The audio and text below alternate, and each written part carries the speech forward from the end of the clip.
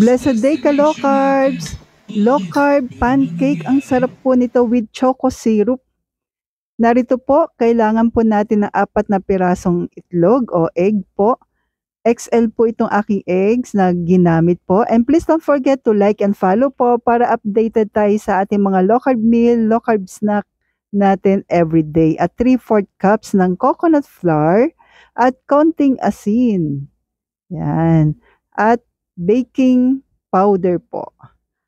1 teaspoon at 2 tablespoon po ng coconut oil. Mix lang po natin maigi ka low carbs. Yan. Haluin lang po maigi para ma-exercise yung ating kamay. Anyway, add po tayo na 1 cup of water. Yan. Kahit po yung galing lang sa gripo or sa mineral po, pwede naman. Yan. Kahit alin po sa dalawa. Haluin lang po, dahan-dahan lang natin i-add. Kailangan po nating halu-haluin habang nilalagay hanggang maging ganyan po ang texture. Yan. Then, nag-separate po ako. Yung hinati ko po siya sa dalawa. Kasi gagawa po tayo ng ube pancake. Actually, ube flavor lang po siya. Para maiba naman ka low carbs. So, depende kung anong available mo diyang flavor. So, kayo na pong bahala. Pwede naman plain lang ka low carbs. So, sa akin lang po para magkaroon na iba pong kulay at ibang lasa din naman. Masarap po. Napakasarap ng mayroong ube flavor. At lalo na coconut flour po yung aking ginamit dito. So, mix lang natin maigi. Yan. At yun po yung plain. Then, dito ko po lulutuin. Sprayan ko lang po ng coconut oil. Pwede rin po sa kawali, pero yung non-stick pan po ang gamitin natin. So, ganyan po. Ilalagay lang natin sa bandang gitna para hindi siya umapaw. Then, kapag wala na pong ilaw, yan. Napakasarap po nito ka low carbs na merienda. Pwede rin naman pong agahan. Actually, hindi naman kasi uso sa atin mga ka low carbs na merienda, pero minsan nakakamiss din naman. So, agahan din pwede naman pang first meal.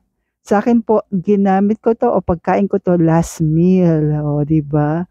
Okay na siya para sa akin. Kasi nakakabusog na po siya. Then, after po niyan, gagawa na po tayo ng ating choco syrup. Yan. So, parang gumawa lang po tayo ng ganache. Yan. 1/2 cup po ng all-purpose cream na nakapatay pa po ka low carbs ang kalan and 2 tablespoon po either stevia o monk fruit or erythritol kung ano po ang low carb sweetener niyo po. Then nag-add po ako ng 1 tablespoon po ng unsweetened cocoa kasi mag-add po tayo dito ng kakao. Pero mix muna natin bago natin bubuksan yung kalan.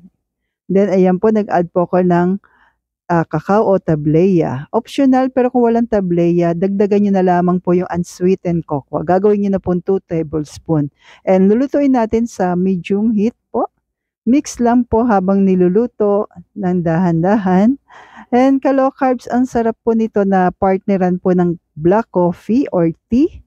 Kayo na pong bahala sa drinks. So kapag luto na, medyo malapot na, patayin na po natin yung ating kalan. Tsaka natin ilagay yung ating 1 tablespoon po ng butter. Yes, ka-low carb sa butter, kailangan yung pasok din sa atin. So, magnolia butter po yung ginamit ko po dito. Then, eto na po. Sarap nito po. Thank you po at available lahat sa Grindahan. God bless.